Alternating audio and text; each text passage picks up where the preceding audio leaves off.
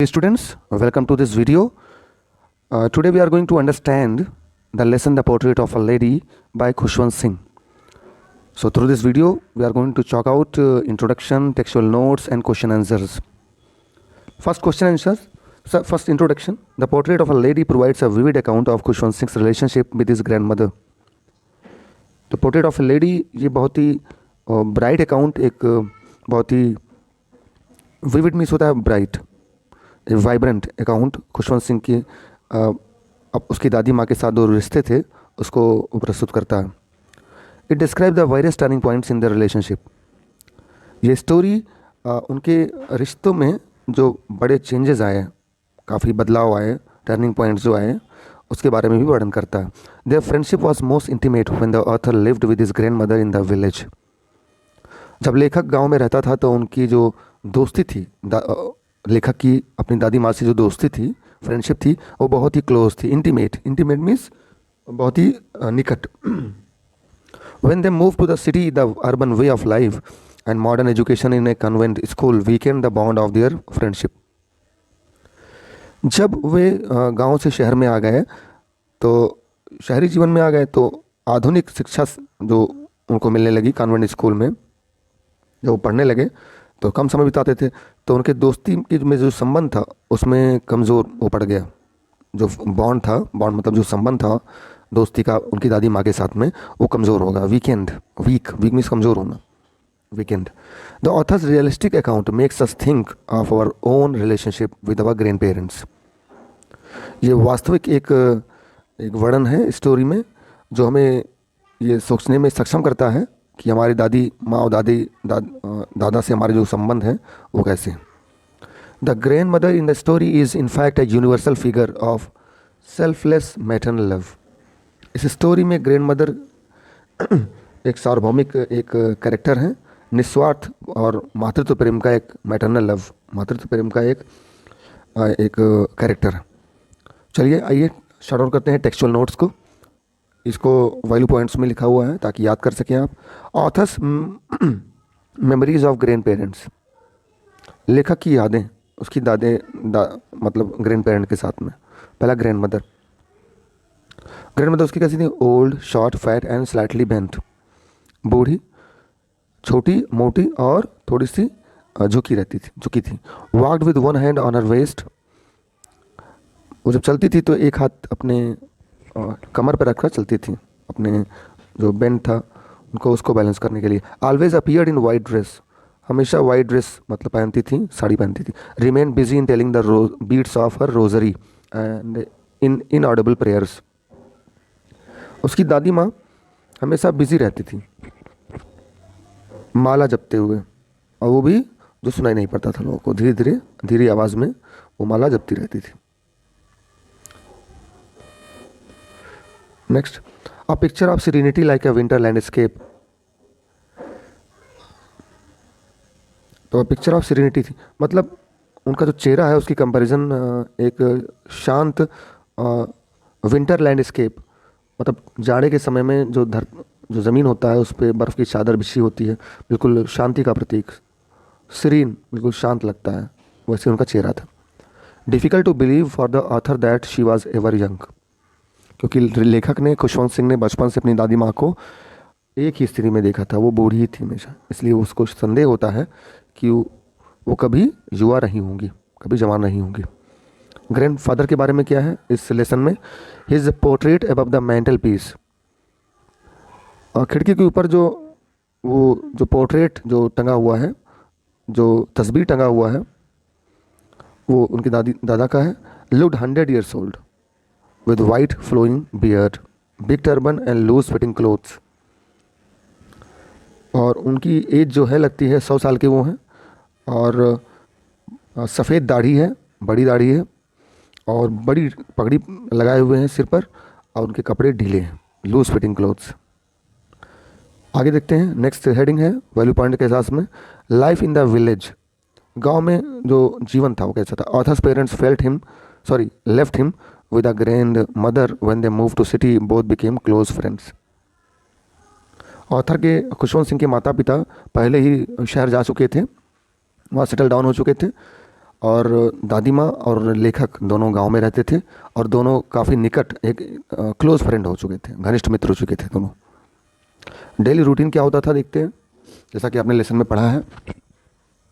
Grand mother would wake up the author in the morning, get him ready for school, sing morning prayers in the hope that he would hear and remember the prayer. Every day वो दादी माँ उसको उठा दिया करती थी सुबह, wake up, सुबह मॉर्निंग में वो प्रेयर उसको रेडी, स्कूल के रेडी करती थी, मॉर्निंग प्रेयर गाया करती थी इस आशा के साथ में कि वो इनको याद करता है।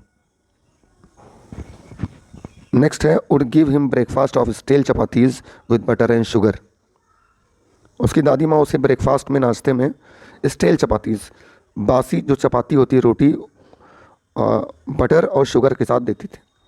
उस पर बटर लगा देती थी, मक्खन लगा देती थी और चीनी लगा देती थी। नेक्स्ट है would accompany him to the school attached to the temple where the priest taught the children. और दादी माँ उसके साथ स्कूल जाया करती थी, स्कूल टेम्पल से अटैच था, वहाँ पर प्रीस्ट जो पुजारी होते थे वो बच्चों को पढ़ाते थे। नेक्स्ट है would spend her time reading religious books in the temple while the author studied alphabet and said his morning prayer. उसकी दादी माँ जब तक कि बच्चा स्कूल में पढ़ता था, स्कूल मंदिर के बगल में था, जब तक पढ़ता था तब तक वो टेम्पल में, मंदिर में धार्मिक किताबें पढ़ा करती थी।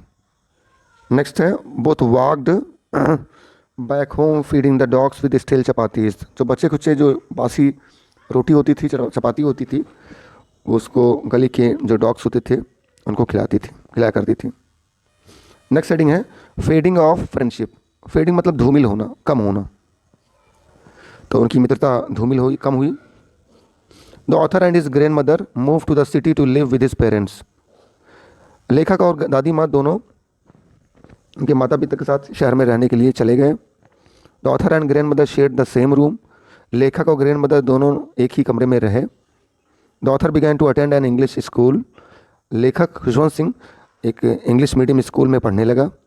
Their friendship faded. उनकी जो दोस्ती थी वो कम हो गई, धूमिल हो गई, faded. The grand mother could not help him in his studies. दादी माँ उनको उसकी पढ़ाई में हेल्प नहीं कर सकती थी। The laws of science and other things baffled her. विज्ञान के जो नियम तमाम और तमाम चीज़ें उसको परेशान कर देती थी। बैफल्ड मतलब होता है शॉक्ड कर देना। Sad that he was not given religious based education. दादी माँ दुखी होने लगी। क्यों? क्योंकि स्कूल में धर्म के बारे में कोई शिक्षा नहीं दी जाती थी। दादी माँ चाहती थी कि धार्मिक शिक्षा दी जाए बच्चों को। The grand mother withdrew herself into her seclusion. दादी माँ स्वयं एकांत को उन्होंने स्वीकार कर लिया। सेक्लूजन मतलब होता है एकांत, isolation. Next, did not like the author being given musical lessons to her music was meant for harlots and beggars. जैसा कि लेसन में हमने पढ़ा है कि एक दिन दादी माँ को लेखक ने बताया कि आज म्यूज़िक लेसन दिया गया, तो बहुत ही शॉक्ड हो गई, क्योंकि दादी माँ के अनुसार ये था कि जो म्यूज़िक था और जो डांस था वो उस पर वेश्याओं और भिखारियों का एक अधिकार था। Music had the monopoly of beggars and harlots. It had lewd association, आपने पढ़ा होगा बुक में। तो टू हर, उसके अनुसार, दादी माँ के अनुसार, music was meant for harlots and beggars. संगीत का मतलब था हर्लट्स मतलब वेश्याएँ जो डांसर्स हुआ करती थी, और बेगर्स। आगे पढ़ते हैं। Snapping off friendship. Breaking, snapping मतलब होता है ब्रेकिंग, टूटना, दोस्ती का टूटना। The author given a separate room when he joined university. जब लेखक को यूनिवर्सिटी में एडमिशन कराया गया तो he was given separate room so that he can study, concentrate on his studies. मतलब अपनी शिक्षा, अपनी स्टडीज़ पर वो ध्यान केंद्रित कर सके। The grand mother accepted her seclusion, busied herself with her prayers, spinning the wheel and feeding a lot of sparrows every afternoon. अब क्या हुआ कि जब वो अकेली पड़ गई तो उसने स्वयं को बिजी कर लिया, उसने अपने एकांत को ऐसे ही स्वीकार कर लिया बिना विरोध के। Accepted her seclusion with resignation होना चाहिए था आगे, लेकिन नहीं है इसमें। बिजीड हर सेल्फ, अपने आप को व्यस्त कर लिया प्रेयर्स में, और स्पिनिंग व्हील में जो गांधी जी चलाते थे। Feeding a lot of sparrows every afternoon, और दोपहर के समय आधा घंटा वो स्पैरोज को खिलाती थी, मतलब गौरैयों को दाना वो रोटी का टुकड़ा खिलाती थी। द ऑथर वेंट अब्रॉड, अब लेखक क्या विदेश चला गया। The grand mother saw him off at the railway station. See off means होता है अलविदा कहना, तो उसको विदा करने वो रेलवे स्टेशन पर आई। फिर क्या होता है देखिए। The last days, the author return after the author हाँ the author returned after 5 years, surprised to find the grandmother receiving him, no change in her appearance। 5 साल बाद लेखक वापस आता है और आश्चर्यचकित होता है कि उसकी दादी माँ जो उसको लेने आए थी, उनमें उनके चेहरे पर और उनके शरीर पर कोई भी बदलाव नहीं आया था, मतलब वो ज़्यादा बूढ़ी और नहीं हुई थी, वैसे ही थी। उसके आने के बाद नेक्स्ट डे क्या होता है। The grand mother tired herself by singing old songs and beating old drum. अब ग्रैंड मदर उसकी खुशी में वो एक डायलेपिटेटेड स्किन्स ऑफ सैगिंग ड्रम्स लाती हैं, फटे पुराने ढोलक लाती हैं, गाती हैं और ढोलक बजाती हैं और बहुत थक जाती हैं। नेक्स्ट है, for the first time she skipped her prayer, और उस दिन वो प्रेयर नहीं करती हैं। She felt some sick, taken ill fever announced her end seem near, stop talking, died in her inaudible prayer with rosary in her hand. उन्हें थोड़ा बुखार था, डॉक्टर को बुलाया गया, डॉक्टर ने देखा, डॉक्टर ने बताया माइल्ड फीवर है, हल्की फीवर है, जल्दी ठीक हो जाएंगी। लेकिन दादी माँ ने इंसिस्ट किया कि उनका अंत निकट आ गया है, और उन्होंने बिना कोई टाइम वेस्ट किए ही she kept on telling her rosary beads, और इनऑडिबल मैनर में जैसा करती थी, जो सुनाई नहीं पड़ता था। और अचानक उनकी माला जो थी वो गिर जाती है, and she was found dead, वो मृत्यु पाई जाती है। तो इस तरह उनकी मृत्यु हो जाती है। नेक्स्ट है, her friends the sparrows arrived sat silently around her dead body. उसके जो दोस्त थे दोपहर में जिनको भोजन कराती थी, गौरैये जो थे, थाउजेंड्स ऑफ देम, वो आए, उनके मृत शरीर की जो डेड बॉडी थी उनके चारों ओर बैठ गए। और उस दिन वो चर्पिंग भी नहीं कर रहे थे, आवाज़ बिल्कुल नहीं थी, there was no chirping, they were silent. फिर होता क्या है कि लेखक की माँ वो little crumbs of the bread, जिस तरह दादी माँ उसकी फेंका करती थी, फैलाया करती थी, वो स्प्रेड करती है। लेकिन they paid no attention to crumbs of bread offered by the author's mother, वो कोई ध्यान नहीं देते हैं। और होता क्या है, flu away when the dead body was carried away for funeral. जब लाश को अंतिम संस्कार के लिए ले जाया जाता है तो वो भी लोग उड़ जाते हैं, जो पक्षी होते हैं वो उड़ जाते हैं बिना कुछ खाए पिए। तो ये जो कैरेक्टर है दादी माँ का, ये बहुत ही इम्पोर्टेंट कैरेक्टर है। तो ग्रैंड मदर के बारे में देखिए, अपीयरेंस, उनकी अपीयरेंस कैसी थी, ये वैल्यू पॉइंट है। Looking like any other grand mother, old and wrinkled, short and fat. Starting में बताया गया है कि my grand mother was like any others grand mother. तो उनकी माँ जो थी अन्य दादी माओं की जैसी थी, बूढ़ी थी, रिंकल्ड, झुर्रियाँ थी और सिकुड़े हुए थे चेहरे, शॉर्ट, छोटी थी और मोटी थी, वाइट हेयर, सफ़ेद बाल थे, हमेशा सफ़ेद साड़ी पहनती थी, और उनको कह सकते हैं कि शांति का एक, सेरेनिटी का प्रतीक। रिलीजियस थी, visited the village temple daily, read scriptures, told the beads of rosary while saying her prayers. हर दिन टेंपल जाती थी, टेंपल स्कूल के बगल में था, और स्क्रिप्चर्स, धार्मिक किताबें पढ़ती थी, और माला जपती रहती थी, telling her rosary beads. Kind and generous कह सकते हैं, दयालु प्रवृत्ति की थी, क्योंकि गांव के जो गली के कुत्ते होते थे उनको रोटी का टुकड़ा खिलाती थी, और स्पैरोज को भी दोपहर में वो जब शहर में आ गई तो खिलाती थी। तो she was kind and generous. Gentle and polite, बहुत ही सभ्य थी और विनम्र थी। Never lost her temper, never shooed away the bird sitting on her head and shoulder. जो पक्षी थे गौरैया, स्पैरोज, वो इतना क्लोज हो गए थे कि उनके कंधों और सर पे बैठने लगे थे, तो कभी भी उन्होंने अपना टेम्पर नहीं खोया, और कभी उनको उड़ाया नहीं, भगाया नहीं।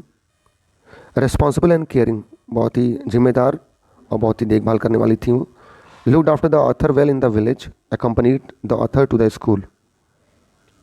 गांव में लेखक का ना जब बच्चा था वो, तो उसका देखभाल बहुत ही ध्यान से करती थी, और उसके स्कूल ले जाया करती थी, और took interest in what was taught, और वो पूछा करती थी कि स्कूल में क्या पढ़ाया गया। एक दिन बताया कि today music lesson was given, Archimedes principle, law of gravity, ये सब। तो she did not have any interest in them. वो चाहती थी कि धार्मिक शिक्षा दी जाए, religious education to be imparted. Conservative थी, रूढ़िवादी थी, believe that education must be religion based. वो विश्वास करती थी कि जो शिक्षा होनी चाहिए वो धर्म पर आधारित होनी चाहिए। नेक्स्ट है viewed music as the monopoly of harlots and beggars.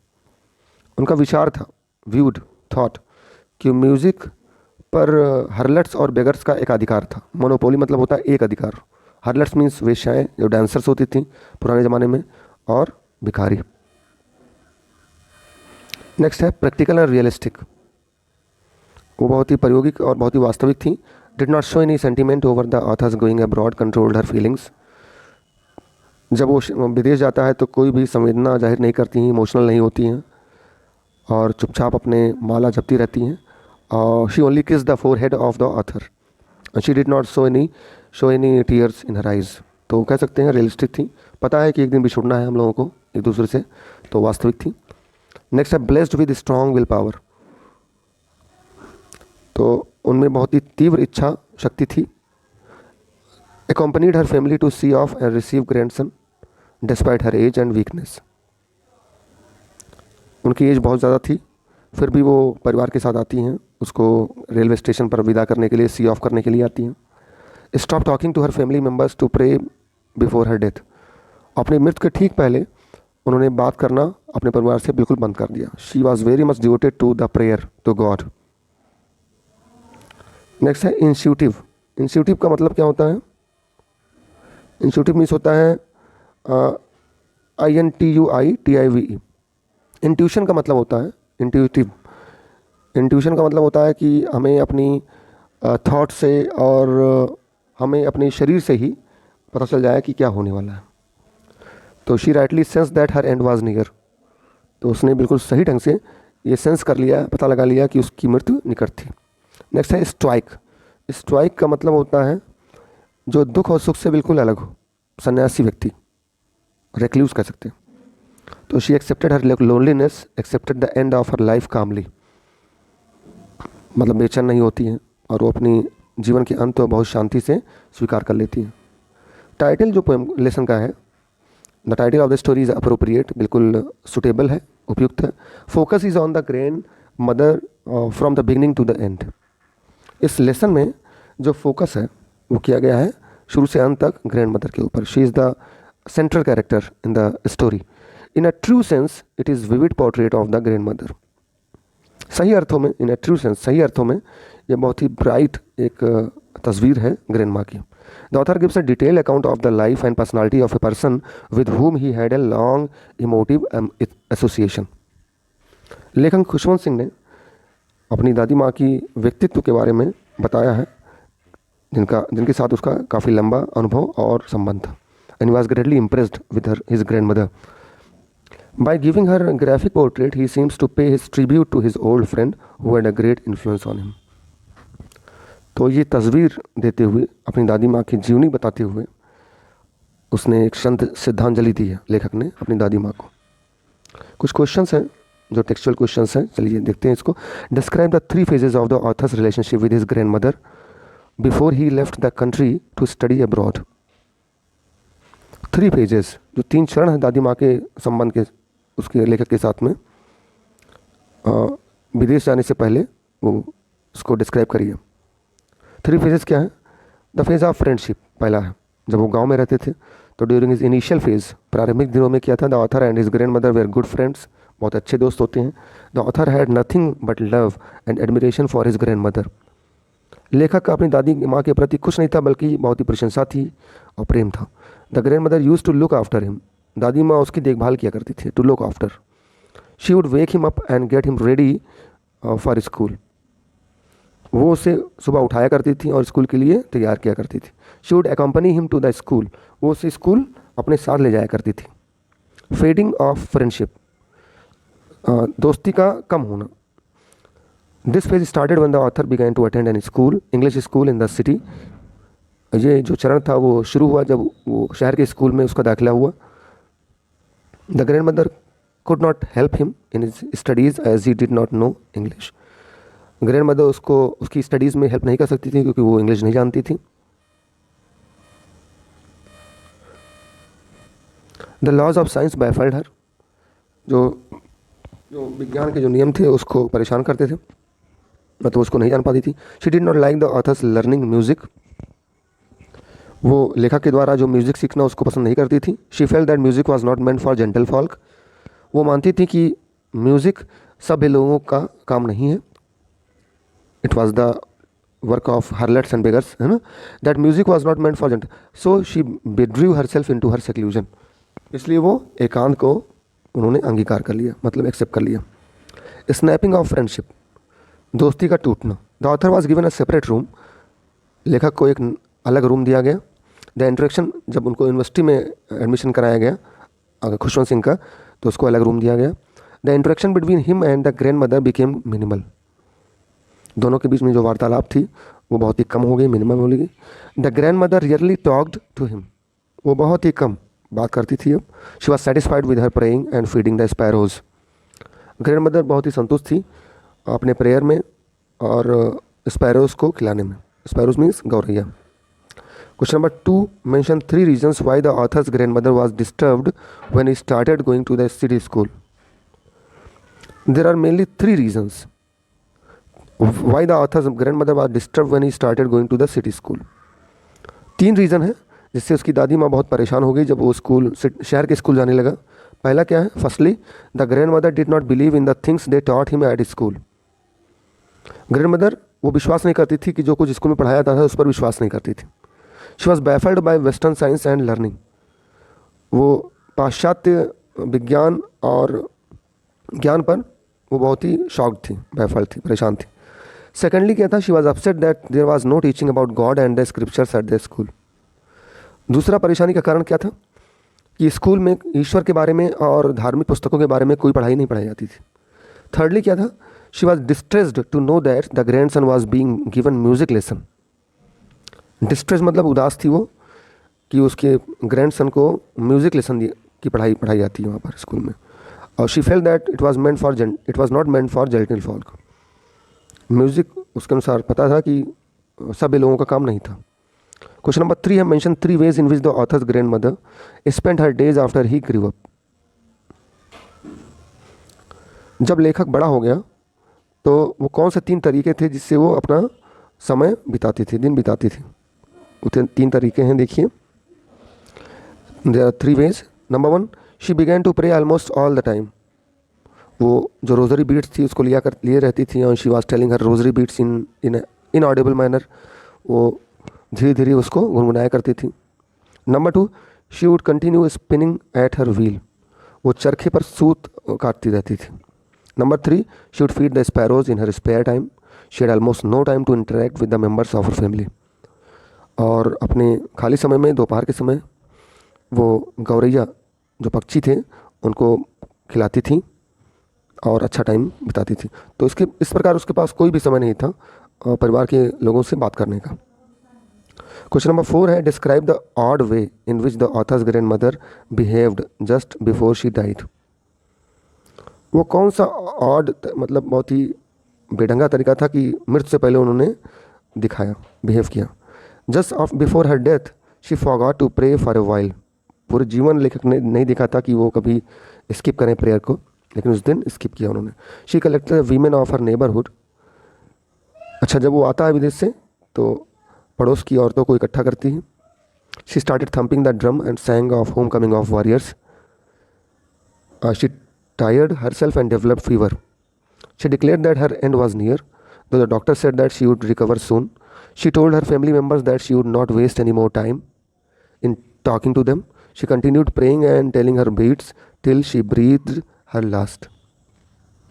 तो वो ढोल बजाती हैं, गीत गाती हैं उसकी आने की खुशी में, और उसे एक बुखार हो जाता है। डॉक्टर आता है, वो डायग्नोस करता है, कहता है बहुत ही हल्का बुखार है, जल्दी ठीक हो जाएगा। लेकिन दादी माँ ने स्वीकार कर लिया कि उसका अंत निकट था, उन्होंने किसी से बात नहीं किया और वो प्रे करती रहीं और उनमें उन्होंने अंतिम सांस ली। She breathe her last.